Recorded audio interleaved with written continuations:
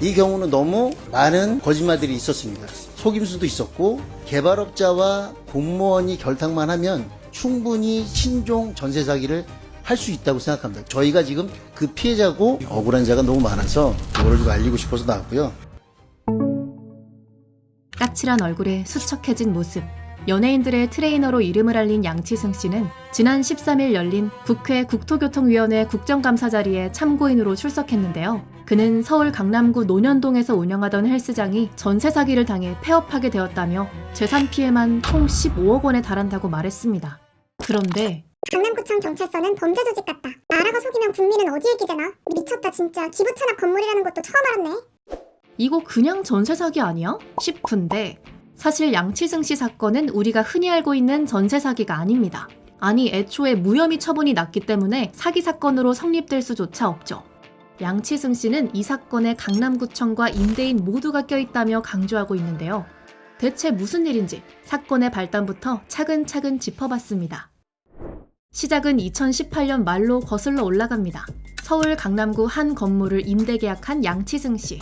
당시 건물 임대인은 10년, 20년 오래 해서 돈 많이 벌어라 라고 말하기도 할 만큼 친절한 사람이었다고 합니다. 그렇게 양치승 씨는 보증금 3억 5천만 원, 월세 1,800만 원으로 계약해 2019년 1월부터 헬스장을 운영하기 시작했죠.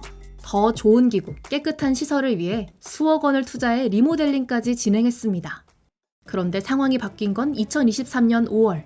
당시 묵시적 갱신으로 재계약까지 마친 상태였는데 어느 날 갑자기 강남구청 소속 공무원들이 공문을 들고 찾아온 겁니다. 공문에는 양치승 씨가 건물을 무단으로 차지하고 있다는 내용이 담겨 있었고 그로 인해 청구된 변상금만 무려 5,800만 원. 하루아침에 자신이 운영하던 헬스장에서 쫓겨나고 무단 점유 명목으로 변상금까지 물게 된 거죠. 이게 대체 무슨 일이었을까요?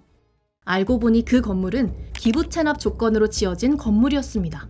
기부 체납이란 민간 사업자가 개발한 다음 일정 기간 사용 후 국가나 지자체에 귀속되도록 설계된 공공시설을 의미하는데요.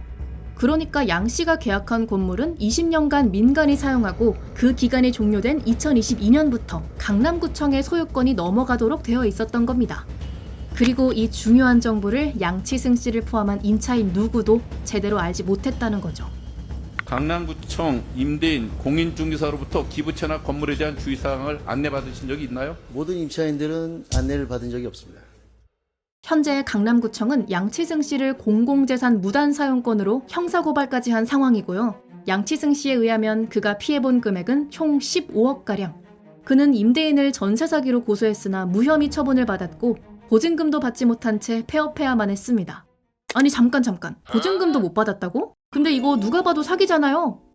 우리나라는 사기죄를 판단하는 시점이 계약 체결 시점을 기준으로 해요. 예를 들어 계약 체결할 때는 임대인한테 속일 의사가 없었다. 그런데 나중에 문제가 됐다 하면은 이거는 사기로 안 보거든요. 아마 수사기관도 임대인분이 양치승 관장을 속이려고 한 건 아니다. 이렇게 본 것 같은데 우리 입장에서는 아니 전세금을 안 주는 건 완전 말이 안 되잖아요. 그런데 형법은 좀 다릅니다. 고의로 사기를 저지른 경우만 처벌을 하는데 사기에 고의가 없다면 처벌을 못 한다는 거죠.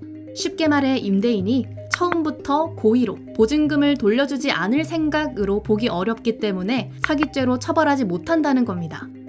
임대인은 운영 만료 3년 전부터 관리 운영권을 협의하려고 했으나 강남구청이 답이 없었고 현재 보증금을 돌려줄 돈도 없다고 답하기도 했죠. 또 임차인을 위한 임대차 보호법도 있잖아요. 이 사례는 거기에도 포함되지 않습니다. 상가 임대차 보호법상 임차인의 대항력과 우선 변제권이 유지되면 보증금을 받을 수 있는데 국가나 지자체가 건물 소유권을 넘겨받으면 기존 임대차 계약의 효력은 사라지는 거죠. 그럼 이쯤에서 그런 생각이 듭니다. 강남구청에서 여기 기부 체납 물건이니 곧 나가야 된다 얘기해 줄 수 있는 거 아니에요? 그 권리가 없거든요. 반대로 얘기하자면 의무도 없는 거예요. 그러니까 엄밀히 말하자면 강남구청은 말해줘야 할 의무도 없고 임대인은 고의가 아니었다니 사기도 아니고 그러니까 이 모든 책임은 임차인 양치승 씨에게 고스란히 돌아가는 겁니다.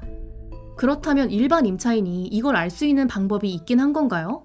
우리가 이런 거를 피해갈 수 있을까라고 묻는다면 사실 굉장히 저는 좀 어렵다는 생각이 들어요. 현실적으로 이게 불가능한 게 뭐냐면 이 계약을 할 때 뭐가 문제가 되는지를 내가 먼저 알아야 되거든요. 근데 어떻게 일반 분들이 소유자가 강남구청이네? 그럼 이거 기부 체납으로 뭐 이렇게 되는 거 아니야? 누가 이렇게 생각하겠어요? 사실은 그냥 중개인한테 가서 문제 없죠? 이러면 아 문제 없어요. 그냥 이런 얘기만 듣잖아요.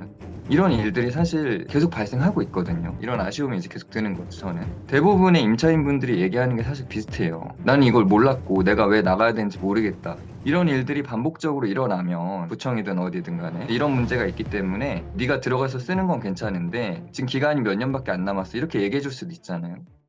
이러한 현실에서 전문가들은 분쟁을 피하기 위한 최소한의 예방책으로 임대차 계약 시 등기부 등본을 꼭 발급하고 건물의 소유권과 권리관계를 제대로 확인하는 것이 가장 중요하다고 강조합니다.